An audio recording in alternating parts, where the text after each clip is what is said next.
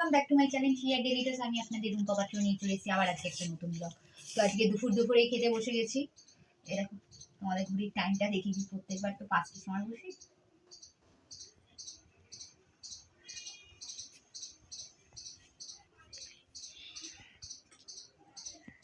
এই 2:53, এটা আমাদের কাছে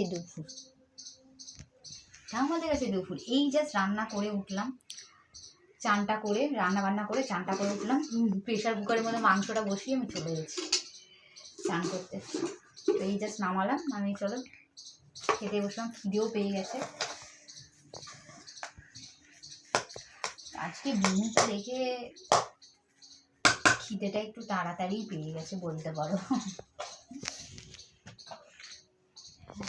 মাকে খাবার বেড়ে দিয়ে চলে এলাম।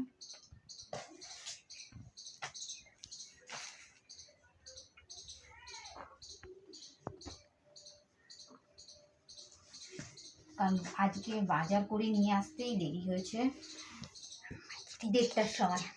তাহলে ভাবো, এমনি আমি সব করে রেখেছি, আর ওই 1:30টার সময় মাংসটা আসছে, তারপর বসে দিলাম।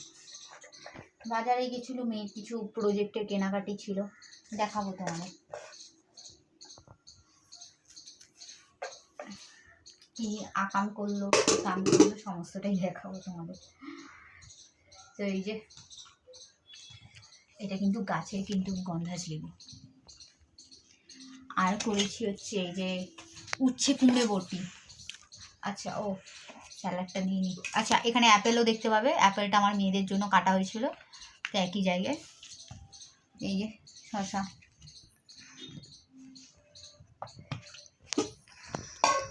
আর হচ্ছে এই যে উচ্ছা কুমড়া বটি করেছি কালো জিরে কাঁচা লঙ্কা দিয়ে। আমি উচ্ছেটাকে আগে বসিয়েছিলাম, আর হচ্ছে কুমড়োটা তারপরে, নয়তো কুমড়ো গলে একদম ভর্তা হয়ে যায়, বিচ্ছি লাগে তখন। তোমরা কে কে উচ্ছে কুমড়ো বটি খেতে ভালোবাসো? আমার তো খুব ভালো লাগে। আর হ্যাঁ, আমার মেয়েদের তিতা তোমাদের আগেই বলেছি, যা দেবে তাই খাবে। কুমড়োটা আমাদের গাছে, ফ্রিজে সব স্টোর করে রেখেছি।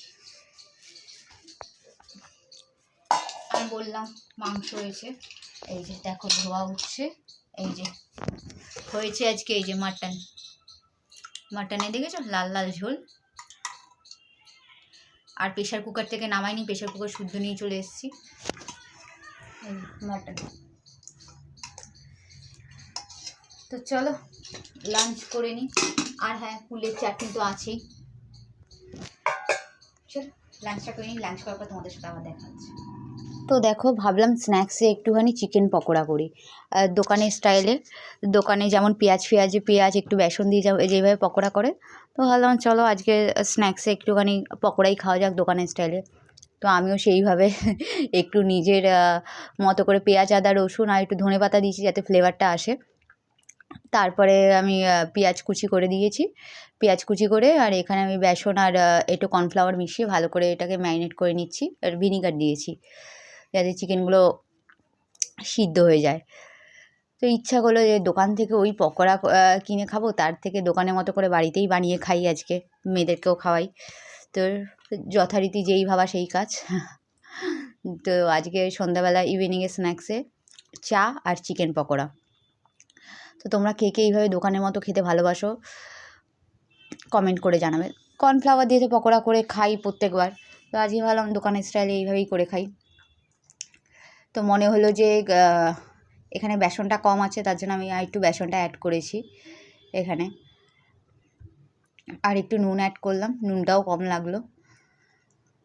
তো দেখো এখানে আমার ম্যারিনেশন হয়ে গেছে। ম্যারিনেট করার পর আমি খানিকক্ষণ রেখে দিয়েছিলাম, বেশিক্ষণ না, আমার রাখা মানে 2 থেকে 3 মিনিট ওই রকমই রাখা।